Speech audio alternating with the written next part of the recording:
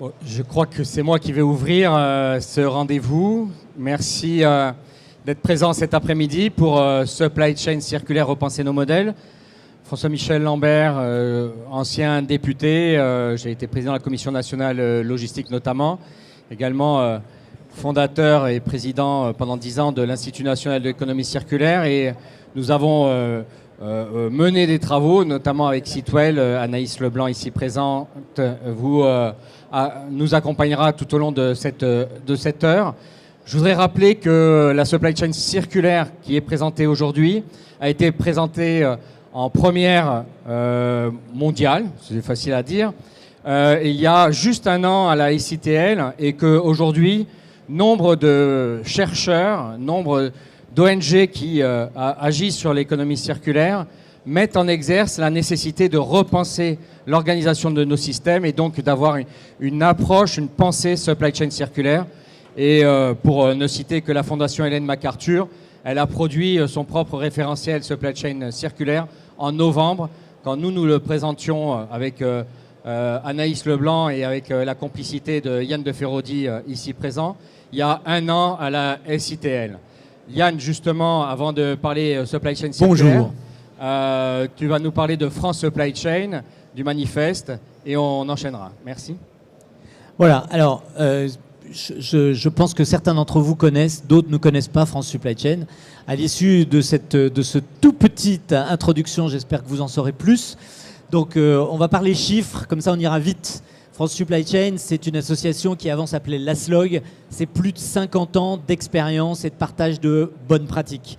C'est 450 très belles entreprises françaises et des universités. C'est 5000 personnes qui travaillent sur déjà 3 thèmes qui nous sont chers, qui sont le développement durable, la digitalisation et les ressources humaines. Nous avons aussi 2 labs qui s'occupent plutôt des ETI et des PME, parce que nous avons des grosses écuries qui peuvent aider les plus petites écuries. Et puis nous avons un lab jeune, avec des représentants d'ailleurs dans la salle, et à qui nous confions les clés en fait d'un lab pour parler de la supply chain, valoriser nos métiers auprès de leurs collègues. On est enfin une association qui s'internationalise avec 10 chapters dans le monde, en Asie, en Afrique, en Europe et 3 en Amérique du Nord. Et pour terminer, environ 250 publications. Donc c'est une association dans laquelle on cotise pour travailler beaucoup et produire pas mal de savoir-faire structuré. Voilà. Nous avons, en guise de savoir-faire structuré, nous avons produit en fait à la fin de l'année dernière la 2e version de ce qu'on appelle le manifeste pour des supply chains plus durables. Et surtout des supply chains qui soient non seulement durables, mais qui soient aussi désirables. Parce que un des problèmes, c'est quand on parle durabilité, quand on parle sobriété, tout de suite on nous regarde en disant « Oh là là, c'est des gens qui sont déclinistes, c'est des gens qui vont vouloir nous rationner ». Je pense qu'il y a des autoroutes qui s'ouvrent devant nous pour rénover nos business models. Et c'est bien de ça dont on va parler autour de l'économie circulaire. Je vais le dire quand même pour la première fois. En cette journée de l'économie circulaire, ça n'est pas que le recyclage des emballages. Je pense que c'est important qu'on se le dise et que tout le monde le comprenne. Alors, dans le manifeste pour les supply chains plus durables et désirables, il y a 4 piliers. Le premier, c'est de savoir produire et transporter plus juste. Et ça, c'est des économies en monnaie sonnante et trébuchante, des économies d'énergie, des économies de CO2 très rapides. Le deuxième pilier, c'est la collaboration. La plupart des solutions que nous envisageons sont des solutions à travailler à plusieurs, en filière, en secteur d'activité, tant il est vrai que la solution est en général en dehors du périmètre des contraintes. Le troisième pilier est un pilier ressources humaines. C'est le S de RSE, c'est notre responsabilité sociale et sociétale qui est en jeu, de continuer à former des équipes, développer leur intelligence collective et de mesurer notre impact social et sociétal des évolutions. Et le quatrième pilier, je le garde pour la fin parce que ça va être le meilleur pour la journée, c'est l'économie circulaire et favoriser l'économie circulaire. puisque nous sommes au début de ces ambitions. Force est de constater qu'en matière de supply chain, eh bien, je fais partie des gens qui, pendant les 40 dernières années, ont optimisé des supply chains verticales. Je source, je produis, je distribue et je jette. Voilà. On a fait un super job à ça. C'est-à-dire que quand on compare souvent des solutions d'économie circulaire à cela, elles sont moins intéressantes économiquement. Donc, ce qu'il faut, c'est les faire émerger parce qu'on n'aura pas bien le choix dans l'avenir.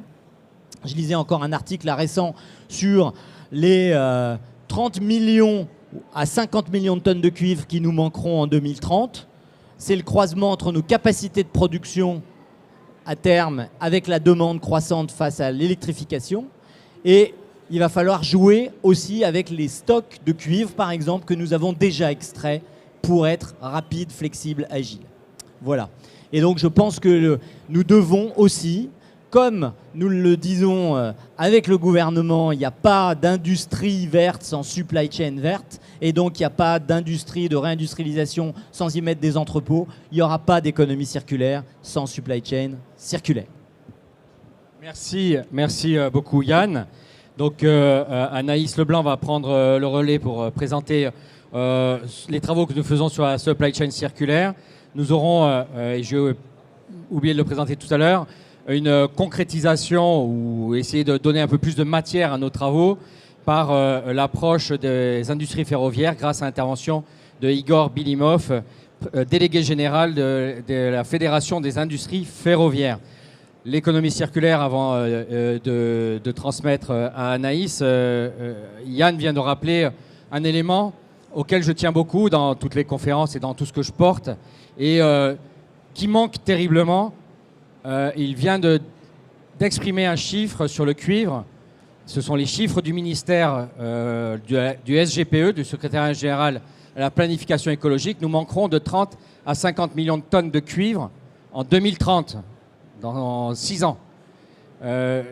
Donc nous devons complètement revoir notre approche. Dans un premier temps, évidemment recycler. Et dans un deuxième, Anaïs, je vais te laisser reprendre la main. Beaucoup mieux utiliser le cuivre et tout ce qui contient du cuivre, eh bien, savoir le tracer, savoir se poser la question de son taux d'usage et de l'intensité d'usage, savoir le réallouer. Eh bien, tout ceci, c'est plus du tout une chaîne linéaire. Je prélève, je transforme, je fabrique, je distribue, je consomme. J'essaye tant bien que mal de gérer mes déchets. L'économie linéaire, c'est une économie beaucoup plus internalisée, beaucoup plus rassemblée, qui nécessite une approche orthogonale en termes de supply chain. Anaïs. Merci beaucoup François Michel. Alors donc je suis Anaïs Leblanc, je suis directrice associée au sein du cabinet Sitwell. Le cabinet Sitwell, c'est un cabinet qui est spécialiste dans la supply chain et la gestion des flux. Et la spécificité de la supply chain, c'est quand même la pensée systémique. Parce que quand Yann vous décrit tout ce que fait France Supply Chain, c'est justement une vision systémique. C'est la compréhension des systèmes complexes. Depuis une bonne dizaine d'années, il y a quand même Nous, on a toujours travaillé dans la maintenance industrielle, la maintenance ferroviaire d'ailleurs, par rapport aux activités de la FIF. Mais on avait assez peu, jusqu'à récemment, la contrainte de la disponibilité, si ce n'est la capacité à reconstruire des anciennes pièces de rechange. Ces 10 dernières années, s'est faite une très grosse prise de conscience sur les limites du système global qui ne rentrait pas dans l'optimisation des supply chains comme disait Yann. Et nous, on s'est dit chez Sitwell, c'est pas possible, on peut pas continuer comme ça, il faut absolument qu'on pense la supply chain de demain. On y a été aussi aidé par nos clients. On travaille par exemple pour Decathlon qui fait beaucoup de circulaires. On y a été aidé par France Supply Chain et par l'Institut national de l'économie circulaire. Et on a étudié le sujet pour se dire comment on fait pour rendre une supply chain plus circulaire, plus pérenne et maximiser l'intensité d'usage des produits manufacturés. C'est vraiment ça qu'il faut garder en tête. L'objectif est de maximiser l'intensité d'usage des produits manufacturés, pas seulement des matières. Et donc pour ça, on a réfléchi, on a travaillé avec des gens, on a travaillé avec les adhérents de l'INEC notamment, et on a produit un plaidoyer dont François Michel parlait, que vous pouvez télécharger ici. Et ce plaidoyer, assez vite dans nos travaux, on a vu que tout le monde avait les mêmes problématiques autour d'un cadre réglementaire qui n'était pas clair, autour d'une interopérabilité des données qui était loin d'être évidente. Et donc, on a construit ce plaidoyer à destination des parlementaires pour que, justement, on puisse faire émerger une industrie verte, on puisse faire émerger une relocalisation en instruisant ce qu'il fallait pour permettre les flux circulaires. Voilà, on en parlera un tout petit peu plus dans le détail. Et maintenant, ce qu'on fait, c'est qu'on travaille notamment avec France Supply Chain, parce que Yann l'a dit, les solutions doivent venir de la collaboration et vont au-delà du périmètre des contraintes. On travaille avec toutes ces entreprises pour pouvoir faire quelque part un modus operandi de comment je passe de ces supply chains linéaires si optimisées aux supply chains circulaires qui vont être extrêmement différentes dans leur pilotage. Merci Anaïs. Avant de regarder ces 6 facteurs clés, donc on a quand même fait un PowerPoint, autant l'utiliser. Donc un an après, très belle diapo, un an après, où est-ce que nous en sommes? Je pense que si vous regardez l'industrie automobile et les bouleversements qui sont à l'œuvre, vous pouvez déjà voir l'émergence de ces transformations profondes. Vous pouvez aussi suivre l'actualité géopolitique. Je rappelle à certains que la Chine, 2 fois depuis un an, a commencé à resserrer l'accessibilité à des matières premières stratégiques. Cet été, autour du gallium et du germanium notamment, qui est maintenant autorisé à l'exportation par des décisions de l'État chinois et non plus en liberté pour les entreprises. Et depuis fin décembre, début janvier 2024, des restrictions aussi de transfert de technologie, d'affinage de matières premières. Donc ils ont tout à la fois la matière, ils ne veulent plus la transmettre, mais ils ne transmettent plus non plus les technologies qui permettent cet affinage et ils continuent à garder une certaine concentration si je n'étais que sur la géopolitique. Sur les entreprises, vous verrez des offres, des transformations, notamment autour de l'intensité d'usage. Vous verrez également que l'ADEME a produit, il y a 15 jours à peine, Transition 2050, le volet empreinte carbone, empreinte matière, dans lequel ils appellent à une grande transformation par l'économie circulaire et en commençant par la partie baisse, sobriété, baisse du besoin en matière. Vous aurez sûrement en souvenir, je vous donne un peu l'actualité, hein, en une année on oublie vite qu'est-ce qui a pu se passer, l'ADEME et son fameux dévendeur, cette petit clip vidéo qui a fait un scandale du côté du ministère de l'économie et qui a été applaudi extrêmement fort du côté du ministère de l'écologie. Ce fameux dévendeur qui ne vend pas le polo à son client qui rentre dans la boutique parce qu'il a le même polo qui va très bien. Ce sont les transformations que nous pouvons voir. Je vous dis que probablement la prochaine campagne, ce sera « Faites vos soldes dans votre placard », la prochaine campagne de l'ADEME, qui invitera donc à ne pas aller en boutique, mais à trouver dans votre placard vos propres habits. Ce sont des transformations profondes, des signaux faibles, comme l'on dit. Avant que Igor intervienne, je voudrais que Anaïs revienne sur le manifeste avec une pensée holistique basée sur les 6 facteurs clés qui permettent de commencer à guider la réflexion que nous devons avoir pour complètement, comme j'ai déjà dit, rendre orthogonal les nouveaux systèmes organisationnels, les nouvelles supply chains. Alors oui, on a orchestré la pensée autour de 6 facteurs. Le premier, pour pouvoir faire du circulaire, c'est qu'il faut assurer l'interopérabilité des données. Il faut savoir quels sont les produits, où ils sont, à quoi ils peuvent servir, de quoi ils sont composés. Et aujourd'hui, vous prenez, prenons l'industrie ferroviaire que je connais un peu, les produits de la SNCF qui sont montés sur les trains de la SNCF, Alstom ou le constructeur va les connaître, la SNCF va les connaître. Par contre, le voisin de la Deutsche Bahn, s'il veut savoir et les récupérer, c'est déjà beaucoup plus compliqué. Je ne prends que cet exemple du circulaire, du ferroviaire, alors même qu'on est dans une industrie qui est déjà circulaire, puisqu'on est déjà dans de la maintenance et de l'allongement de la durée de vie. Donc si demain on veut aller travailler sur des flux interfilières, clairement il va falloir travailler l'interopérabilité de la donnée. Il y a des travaux il y a des travaux normatifs en cours, mais qui vont dans des directions orthogonales là aussi. Donc il faut forcément clarifier ce point-là. Le deuxième point, qui va parler forcément aux logisticiens dans la salle, c'est définir la bonne échelle qu'on appelle multilocale de traitement. Vous voulez mettre en place la consigne du verre, eh bien on le sait parce que la consigne du verre commence à se généraliser, que le verre, on ne veut pas le déplacer de plus de 200 km parce que sinon, ça n'a plus de sens écologique et économique. Donc, il faut savoir déterminer ces sujets-là pour l'intégralité des produits qu'on veut pouvoir réutiliser, dont on veut pouvoir prolonger la durée de vie. Et ça veut dire, le troisième point de succès, quand on a défini cette échelle, il faut pouvoir mettre en place les infrastructures. Il faut avoir le foncier pour mettre en place les infrastructures. Il faut avoir les compétences pour gérer ces sujets industriels. Encore une fois, en interfilière, pas forcément uniquement dans le giron d'un grand donneur d'ordre. Le quatrième, mais qui devrait presque être le premier, c'est systématiser les pratiques de circularité haute. C'est-à-dire, on ne veut pas uniquement faciliter le recyclage ou l'upcycling. On veut vraiment mettre en place ce qui va motiver, donc d'où le travail avec les parlementaires d'ailleurs, ce qui va motiver la durée de vie longue des produits manufacturés. On parlait du polo noir, comment on fait pour que le polo noir, quand il a un trou, ce soit facile de le réparer. Encore, le textile, c'est presque le plus simple. Donc, systématiser ces pratiques hautes, y compris dans les entreprises. Dans l'entreprise, comment je fais pour penser à chaque moment, comment je fais pour ne pas jeter ce produit. 80 à 90% de l'empreinte matière et de l'empreinte carbone sont générées à la production. Donc, arrêtons de produire, faisons vivre plus longtemps. Voilà, derrière, il faut forcément savoir mettre en place les bonnes compétences, donc les filières, les financements de ces filières. Et enfin, on l'a mis en dernier, éco-concevoir les flux, éco-concevoir les produits et éco-concevoir les services. On prend toujours l'exemple du Vélib.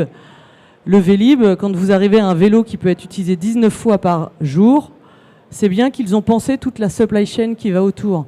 Où est-ce qu'il doit être posé, comment il doit être déplacé, comment je fais pour qu'il soit réparé très vite, le plus vite possible et qu'il soit le plus solide possible.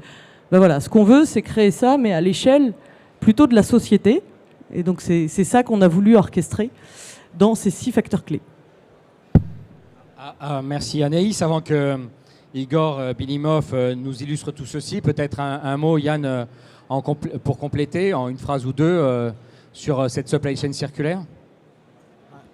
Ce n'est que, en fait, cette supply chain circulaire, moi je pense que c'est intéressant, puisqu'on va avoir d'ailleurs des débats, même sur la fin de la journée, ou soit aujourd'hui, soit demain, il y a une conversation qui est organisée avec Bearing Point autour de la digitalisation. On va parler aussi interopérabilité des données. Et François Michel, nous faisons partie d'un comité de normalisation. Donc je pense que c'est important aussi de parler de normalisation des données si on veut qu'elles soient interopérables. Et surtout qu'il y a beaucoup de choses à faire. Moi je pense que j'ai fait un petit topo hier à des élèves en master à l'ESSEC, et je leur ai dit vraiment qu'il y avait un horizon qui s'ouvrait pour eux. C'était absolument merveilleux car il y avait plein de nouveaux boulots, plein de travail à faire en termes de normalisation, d'échange de données, de conception de nouveaux produits, de définition de nouveaux services. C'est vraiment essentiel. Et je pense que c'est pas un avenir radieux, hein, puisqu'il va y avoir des difficultés et tout changement nécessite de renoncer à un certain nombre de choses. Donc ça va être douloureux peut-être ou difficile. En revanche, il y a quand même des choses extraordinairement intéressantes à faire et beaucoup de choses à apprendre directement sur le terrain, puisque finalement le cadre conceptuel, on le connaît à peu près, mais il va falloir apprendre en marchant. Et j'ai entendu une citation du philosophe Alain récemment. C'est vrai que dans l'action, le plus difficile, c'est de s'y mettre.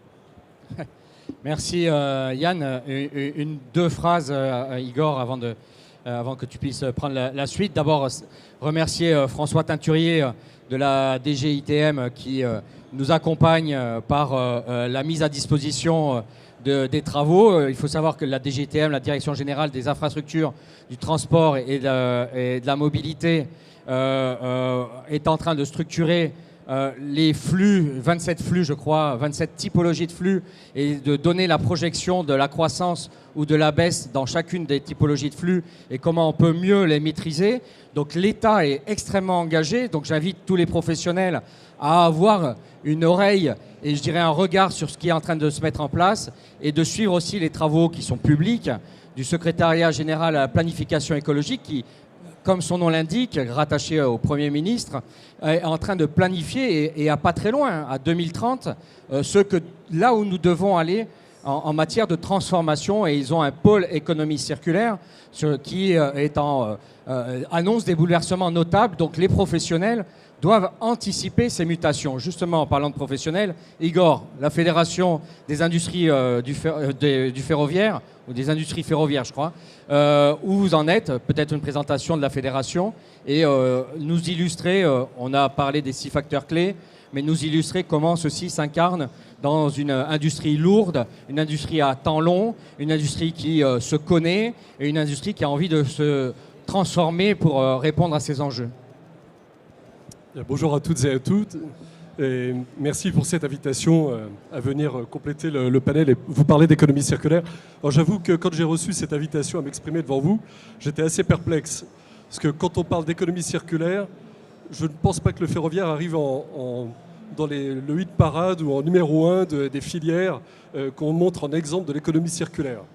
Alors je me suis un petit peu interrogé sur cette question et effectivement, quand on regarde d'autres filières qui, elles, sont plus connues sur l'économie circulaire, déjà il a été rappelé que la première pensée qui vient, c'est le recyclage. Dieu merci, l'économie circulaire n'est pas que le recyclage, mais on pense aussi une rotation extrêmement rapide des flux, on pense une rotation des usages, des produits, on parle d'une véritable circulation.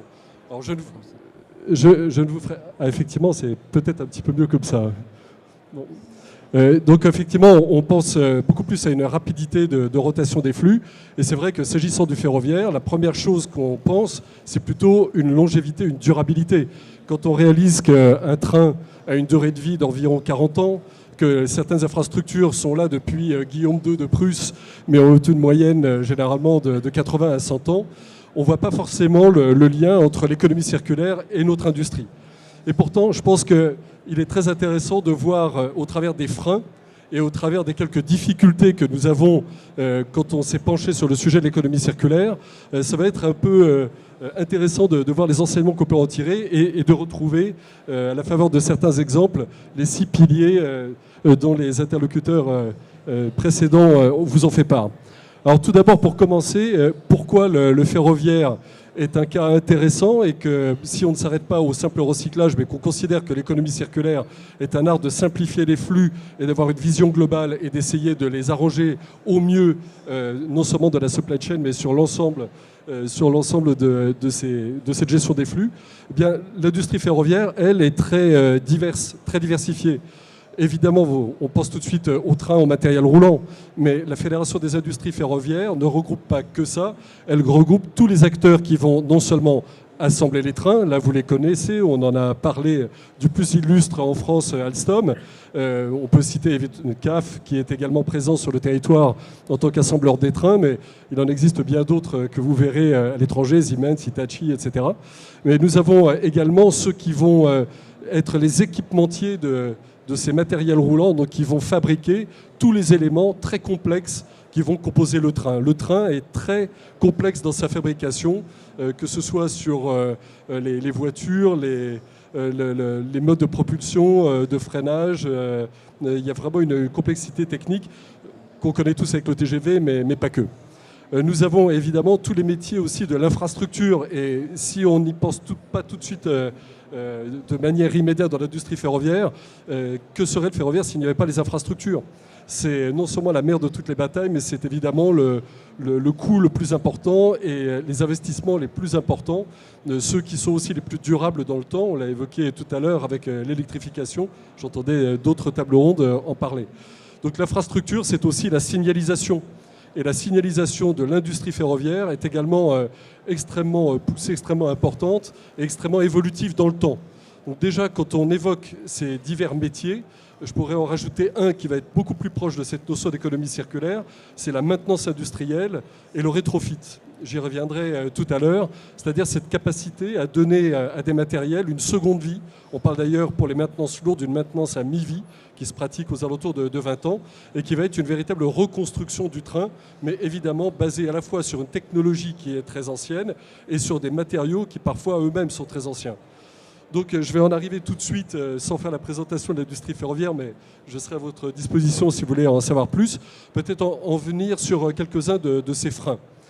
Le premier frein qu'on voit dans l'économie circulaire dans le ferroviaire, c'est la réglementation, les certifications, les homologations, tout ce qui va être les spécifications techniques de tous les matériels et de toutes les infrastructures utilisées dans le ferroviaire. Alors ni vous ni moi on s'en plaindra, le facteur numéro 1 c'est la sécurité des passagers, mais pas que. Depuis le déploiement du ferroviaire à la fin du 19e siècle, il y a une véritable culture de cette technicité, de cette spécification, et vous avez plusieurs agences. Au niveau européen, nous avons l'ERA, qui est là pour harmoniser, essayer de trouver une interopérabilité. On sait que les réglementations sont très différentes d'un pays à l'autre. Et en France, nous avons deux agences, le PSF et le STRMTG, qui vont nous donner des indications vraiment très précises sur les certifications à obtenir. Eh bien, ces réglementations, si mon président Patrick Jeantet, ancien président de SNCF Réseau, était là, il parlerait même d'une embolie réglementaire, tant ces spécifications, ces besoins techniques ont été accumulés au fil du temps. Et évidemment, on comprend très facilement que quand on parle d'économie circulaire, une réglementation très dense et très précise et très poussée va être au minimum un ralentisseur, voire parfois un inhibiteur de toute expérience d'économie circulaire, tellement il va falloir se conformer à une spécification ou une réglementation normative très précise.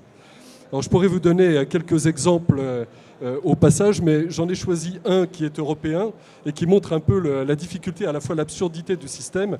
On a eu très récemment le gouvernement danois, donc les rails danois, qui a envoyé une lettre ouverte à la DG Move en charge de toutes nos mobilités du ferroviaire. La DG Move, c'est La DG Move, c'est la DG qui s'occupe de toutes les mobilités en Europe.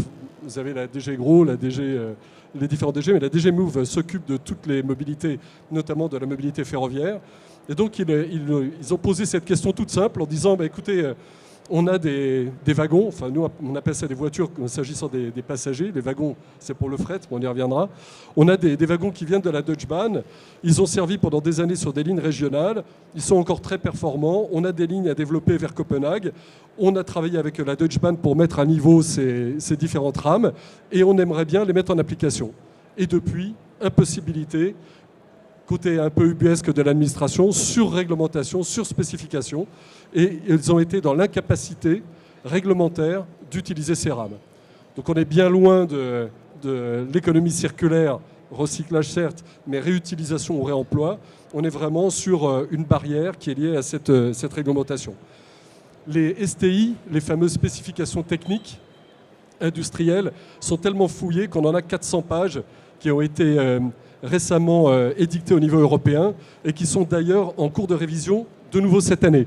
C'est-à-dire qu'on a à peine intégré les 400 pages de STI de la dernière mouture qu'on en est à travailler sur la nouvelle mouture avec des exigences qui peuvent aller du très important, du très gros, jusqu'à de l'exigence extrêmement fine, comme par exemple d'avoir systématiquement dorénavant une caméra à l'avant des trains. Donc maintenant, un train pour être homologué, certifié, devra avoir une caméra. C'est un exemple parmi 400 que je pourrais évidemment vous donner.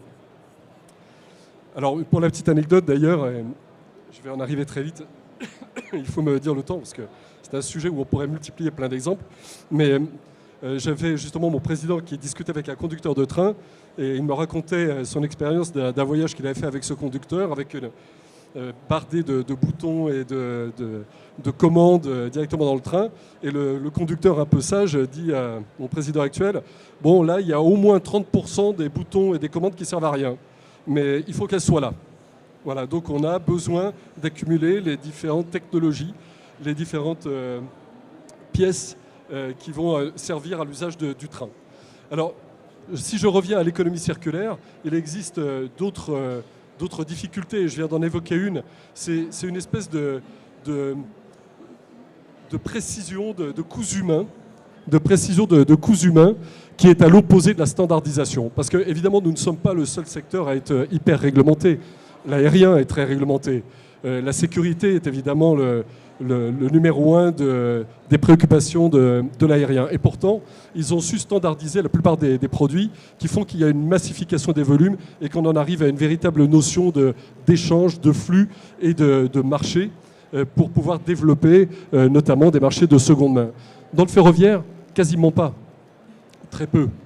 La standardisation, c'est quelque chose qui a longtemps été un peu l'ennemi pour de multiples raisons, à la fois culturelles, on surspécifie ou on demande des particularités qui peuvent être liées à une ligne, qui peuvent être liées à une technologie ou plus lointain ou plus stratégique. Vous avez tous en mémoire les écartements de rails qui font que d'un pays à l'autre, on avait du mal à bouger et d'un usage et d'un matériel à l'autre, on ne peut pas l'utiliser parce que dans les cas de conflit, il était de bon ton de se replier sur soi-même, mais on peut l'appliquer aussi à des règles de simple concurrence en disant on est chez nous, on a des opérateurs nationaux, on fonctionne d'une manière totalement en vase clos.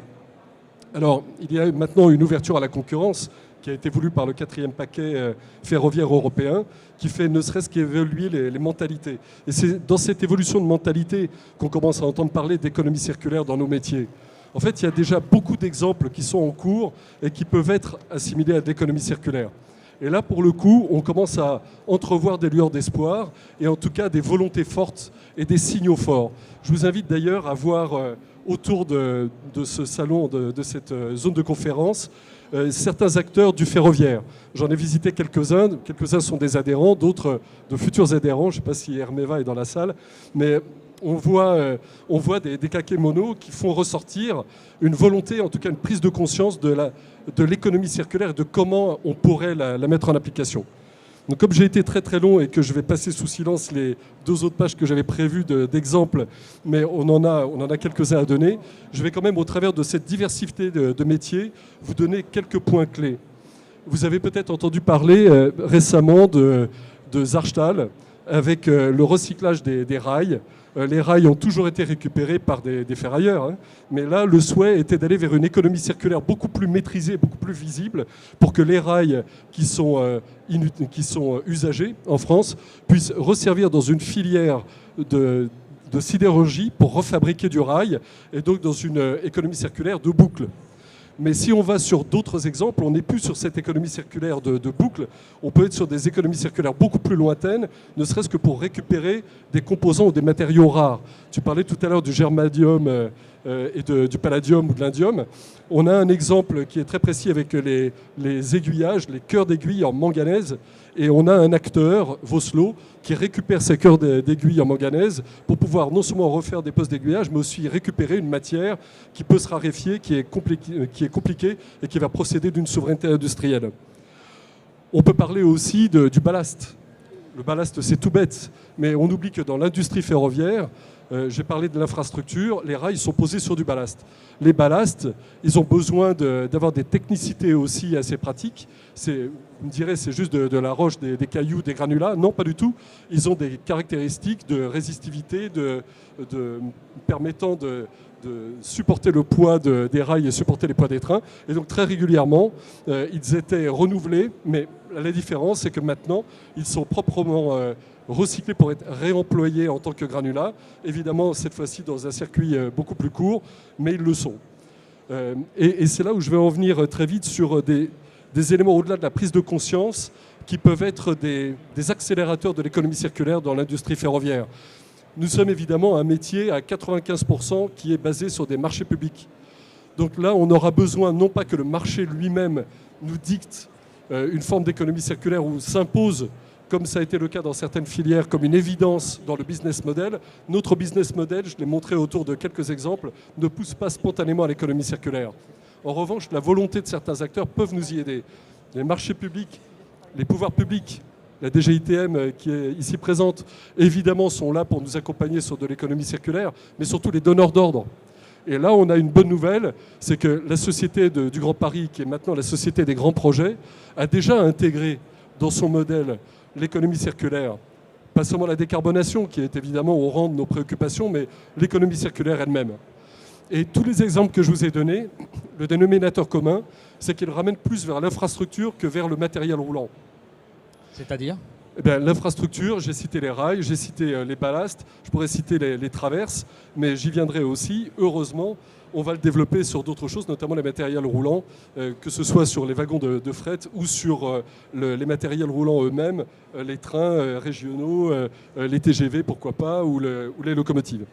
Et donc, cette volonté des donneurs d'ordre, on va la retrouver assez forte, très forte à la RATP, chez SNCF Réseau, au-delà de la Société des grands projets. Et on commence à voir apparaître maintenant dans les business models, qui étaient très en circuit fermé, cette volonté d'ouverture.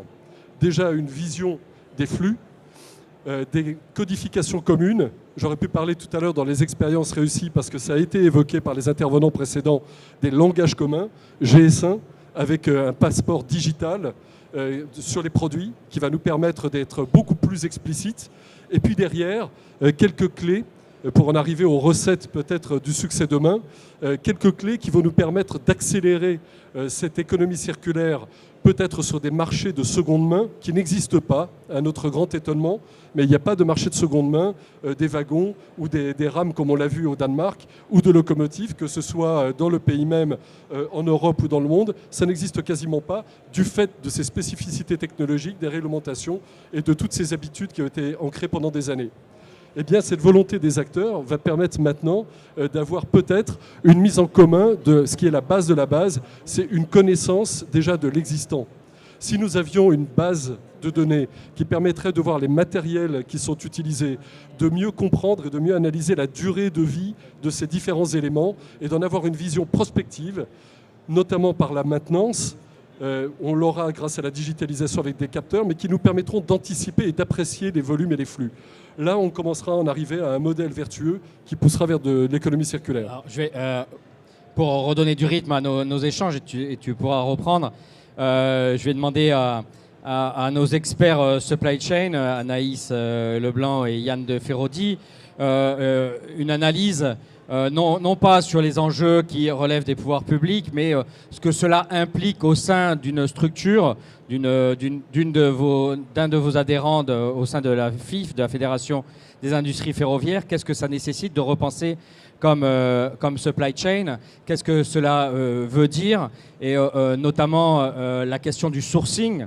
Dans une économie linéaire, le sourcing est assez simple, hein. Vous savez quelle est la qualité du matériau, c'est un cahier des charges. L'acheteur a un cahier des charges du matériau ou du produit fini. C'est facilement mesurable, ça n'a pas été utilisé, ça rentre dans des cadres hyper normatifs.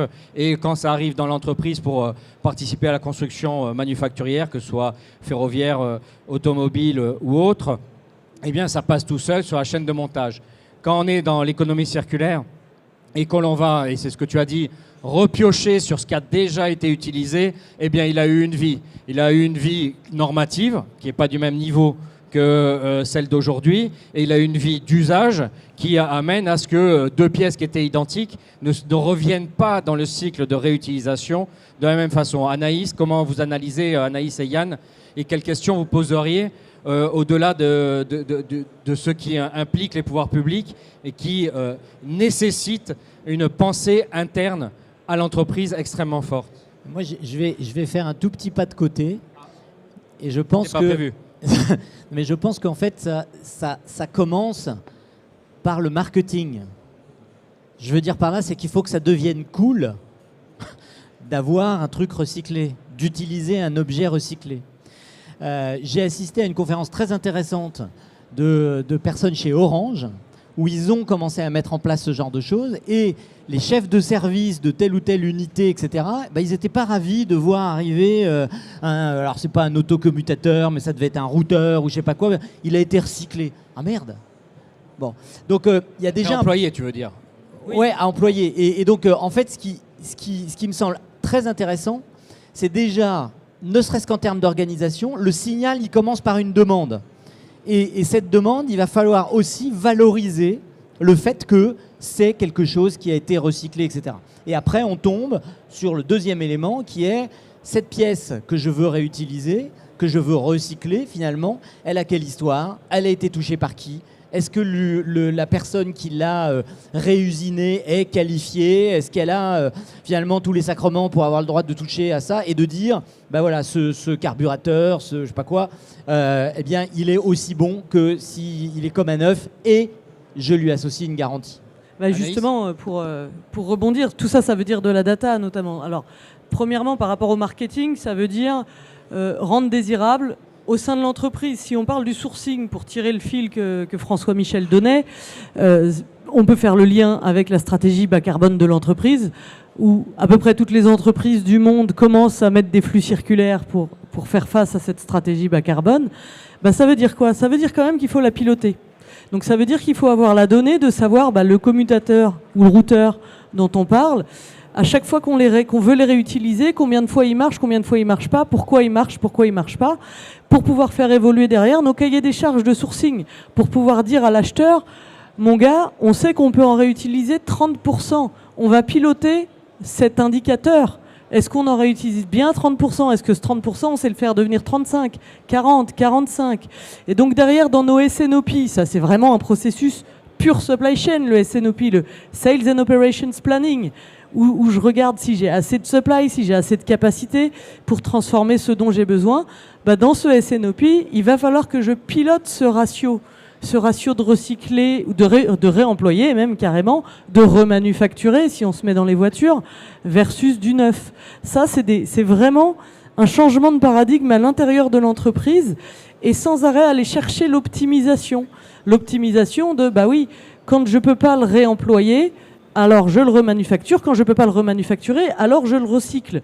Mais vraiment, je pars du plus haut. C'est ce qu'essaye en tout cas de faire très bien Renault avec The Future is Now, et la refactory de Flins, où vraiment ils essayent de récupérer, de prélever et de récupérer à chaque niveau. Mais ça demande un vrai transfert sur ce pilotage de la matière. Et avec le pilotage de la matière, de l'autre côté, vous avez le pilotage des compétences. Parce que retravailler, remanufacturer une boîte de vitesse ou un moteur, c'est des compétences qui sont beaucoup plus complexe à avoir que de monter un nouveau moteur. Oui, merci. Attends, juste avant de passer la parole à Igor. Donc, ce qui est exprimé là, c'est aujourd'hui, vous êtes habitué à votre pilotage de supply chain avec quelques retours de matériel en panne ou de clients qui ne veulent plus les produits, mais tout le reste est encore extrêmement linéaire. Demain, les flux sont dans toutes les dimensions. Dans toutes les dimensions. Évidemment, il y a encore de la construction à partir de matières vierges, à partir de pièces neuves, mais également ces retours historiques.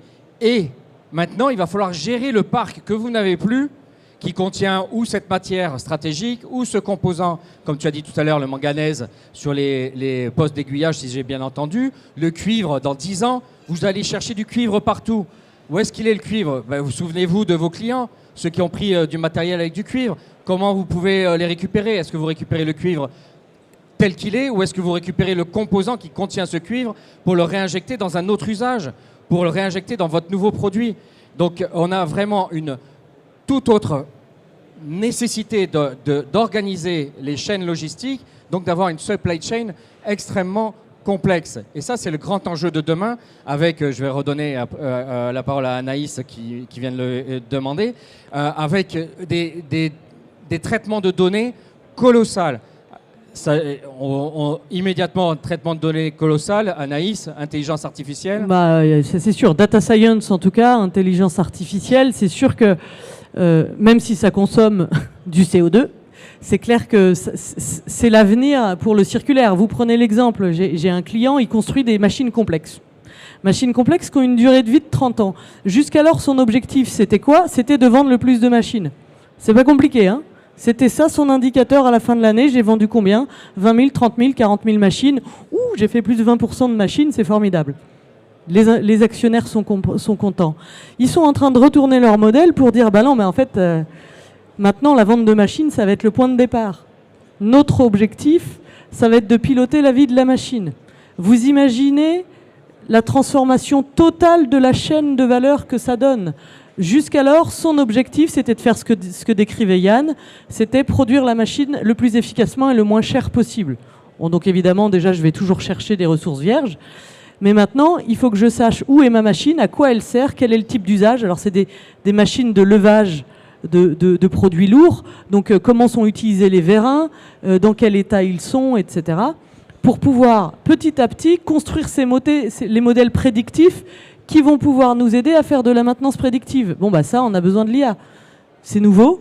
Et derrière, il faut construire les centres de maintenance partout dans le monde pour pouvoir aller faire la maintenance en parallèle des concessionnaires habituels et donc avoir les compétences, les outils, les bancs de test pour piloter ces machines-là. Ça, c'est la reconfiguration d'une supply chain pour une entreprise linéaire qui veut passer vraiment vers du circulaire. Et là, je ne parle même pas de l'économie de la fonctionnalité. Je parle juste de la gestion de la durée de vie. Merci. Les compétences, tu me soufflais à l'oreille, Igor, c'est un enjeu. Oui, c'est un enjeu majeur. On le sait tous, l'attractivité, les compétences, et en particulier sur ces nouveaux métiers qui sont dérivés de l'économie circulaire, sont extrêmement prégnants dans la filière. Je parlais tout à l'heure de ces nouveaux métiers qui commencent à apparaître à côté de la maintenance industrielle, notamment cette maintenance lourde qui vise à reconstruire les matériels. Jusqu'à maintenant, elle est l'affaire de quelques gros acteurs, en particulier la SNCF, qui est le plus gros acteur de maintenance industrielle en France. Mais ça sera peut-être l'objet de développer d'autres métiers, une autre filière, et peut-être de dynamiser, grâce à des petites entreprises, et notamment des petites entreprises innovantes, un nouveau marché au travers de cette économie circulaire. Moi, je ne peux pas m'empêcher non plus de réagir sur ces choix où on disait qu'auparavant, il s'agissait d'avoir une accélération dans la production de matériel, mais qu'on se penche de plus en plus sur un réemploi, une réutilisation. C'est effectivement un des choix cruciaux que chacune des filières doit faire. Et quand on réfléchit sur les exemples que j'ai donnés sur le ferroviaire, avec une durée de vie de matériel très longue de 40 ans, on a tous à l'esprit le vieux réfrigérateur qui, lui, avait une note très basse en matière de qualité énergétique, qui arrivait dans les V, les W ou les Z par rapport à une notation A. Ça peut être à peu près la même chose sur les trains. Sur le pas de côté que vous faisiez tout à l'heure, je ne suis pas persuadé que le marketing soit l'élément premier dans le ferroviaire qui fasse que vous alliez prendre un train dans un train recyclé, parce que ce que vous attendez en premier, c'est d'avoir suffisamment de trains pour pouvoir vous déplacer quand vous le souhaitez, avec beaucoup plus de fréquence. Et c'est là où on se heurte à un modèle en France où la fréquence des trains est limitée par le nombre et la disponibilité de ces trains, et en particulier avec la durée de vie et ce temps très très long. C'est là où il faut trouver la balance entre des nouveaux matériels qui vont arriver. Vous verrez bientôt le TGVM qui est capable d'économiser jusqu'à 25 à 30% d'énergie. On parle beaucoup de décarbonation ici, qui est un modèle de décarbonation et de frugalité, qui est aussi une des vertus de l'économie circulaire, comment réutiliser, comment être frugal. Mais derrière, c'est quand même l'enjeu de savoir ce qu'on va faire de tous ces autres matériels qui peuvent servir à d'autres usages, si tant est qu'on les libère d'un carcan parfois devenu obsolète ou inutile de la réglementation, pour qu'ils puissent être parfaitement adaptés à un besoin vital, et en l'occurrence à un besoin d'ancrage territorial pour nous en tant que citoyens. Oui, on n'aura pas eu le temps de développer sur l'ancrage territorial. Vous pouvez télécharger le manifeste de France Supply Chain avant de passer à la conclusion à Yann de Feraudy. On a encore le temps de quelques questions, si vous le souhaitez. C'est le bon QR code ? Oui, alors peut-être quelqu'un, oui, pardon, j'arrive.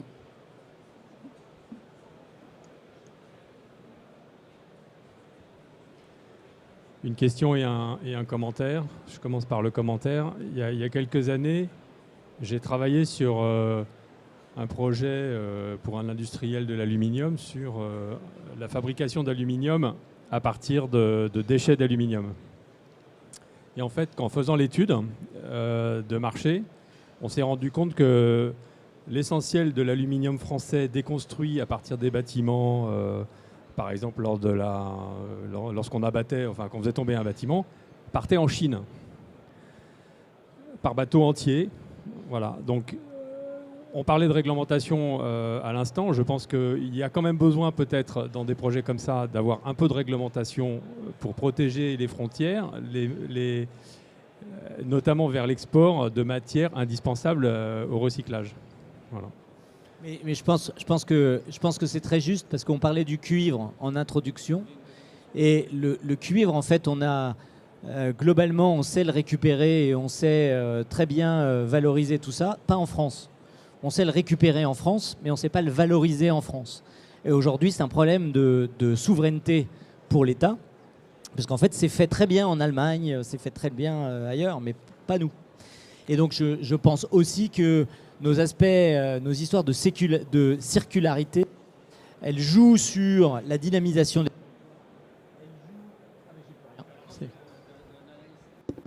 Elle joue sur la dynamisation des territoires, elle joue sur une certaine forme aussi d'indépendance et de souveraineté, c'est assez clair. Et donc, bon, c'est vrai qu'il y a aujourd'hui beaucoup de choses à faire, mais ce qui est bien, c'est qu'on commence à voir des choses qui arrivent, on commence à voir des choses qui se déploient. Et d'ailleurs, c'est intéressant, si vous regardez ce qui se passe aux États-Unis, sponsorisé par Joe Biden, le président des États-Unis, il y a une initiative qui s'est lancée qui s'appelle Supply Chain Resilience. Le jour où vous trouverez une initiative résilience de la supply chain France, vous nous appelez, parce qu'évidemment, France Supply Chain sera au premier lieu. Mais c'est en rebond là-dessus. Tout le travail de l'observation des matières minières, notamment l'OFREMI, doit aller nourrir la SGPE, doit aller nourrir le travail des parlementaires pour avoir un travail par filière, de se dire qu'est-ce qu'il faut pouvoir gérer au sein de la France, au sein de l'Union européenne, et puis sur le grand export. Enfin, il y a plein de choses aussi qu'on peut continuer à avoir au grand export. Alors, si ces sujets vous intéressent, on a mis ici des QR codes pour que vous puissiez télécharger à la fois le plaidoyer pour la supply chain circulaire et le manifeste pour une supply chain frugale et désirable. Et si ça vous intéresse de participer très concrètement à des actions qui peuvent être menées, contactez France Supply Chain, parce que nous organisons avec les mêmes, avec Sitwell et avec François Michel, Tu plantes tous les micros, toi. Ouais, je pense que c'est la manière de dire qu'on n'a plus le temps, hein, c'est ça. On a encore quelques secondes, on va en profiter. Moi, je tire un peu, tant qu'à faire. Rapidement, pour répondre aussi à votre remarque, donc les Chinois sont très bons pour le sourcing, puisqu'ils venaient chercher de l'aluminium chez nous. La question de la réglementation, oui, elle se pose, mais la question, elle est surtout, et Igor l'a évoqué à un moment donné, que ça concerne les collectivités, mais je dis, faites attention aussi dans votre périmètre propre à vos entreprises, c'est de faire un scan, un observatoire de toutes les matières premières disponibles. Évidemment, commencez par les critiques. Je vais vous conseiller un livre dont je n'ai fait que le lire, donc j'en suis encore plus à le diffuser. C'est le travail de Record, R-E-C-O-R-D, sur les enjeux des matières premières critiques, qui explicite combien nous devons revoir notre stratégie par rapport à 10 matières critiques sur lesquelles elles sont indispensables sur l'avenir de notre économie. Et ça concerne évidemment les pouvoirs publics, mais ça concerne en premier lieu chaque entreprise qui doit mieux se connaître et mieux définir comment elle met en place une supply chain qui lui garantit que demain, elle aura encore le cuivre, le tantale, le palladium ou le graphite, tiens, par exemple, qui sont des matières en criticité de disponibilité. Et j'en finirai rapidement en disant que depuis un an a été lancée une société savante avec des centaines de chercheurs, dont je suis le vice-président, et qui fait un congrès à Montpellier fin juin sur la présentation de 70 contributions de recherche en économie circulaire, une société savante sur l'économie circulaire, pardon. Et on a reçu 140 contributions, preuve qu'il y a un bouillonnement, qu'il y a une transformation profonde, qu'il y a des réflexions sur le marketing. Il y aura des contributions sur le marketing et probablement ils reprendront peut-être ton avis, Yann, des réflexions sur la technicité du recyclage, mais aussi sur les nouveaux modèles économiques, sur la supply chain circulaire. Tout ceci sera présenté à Montpellier le 26 et 27 juin prochain dans le cadre d'une conférence de 200-300 chercheurs sur l'économie circulaire. Merci. Merci beaucoup, Igor, aussi.